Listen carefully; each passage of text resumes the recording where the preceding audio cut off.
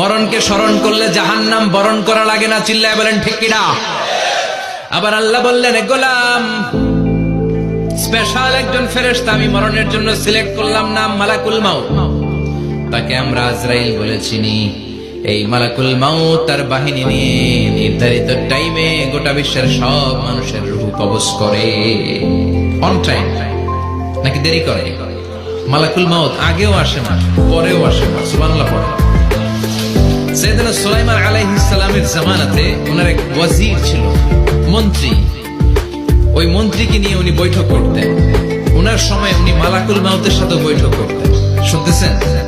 আপনাদের মনোযোগ আছে তো? উনি বৈঠকে বসেছেন, মালাকুল মাউত বসা, ওয়াজিরও বসা। হঠাৎ মালাকুল মাউত ওয়াজিরের দিকে বড় বড় চোখ করে তাকাচ্ছে। বড় বড় চোখ করে তাকানোতে ওয়াজির ভয় পেয়েছে। হঠাৎ মালাকুল মাউত চলে গেল। ওয়াজির বলে, ও সুলাইমান।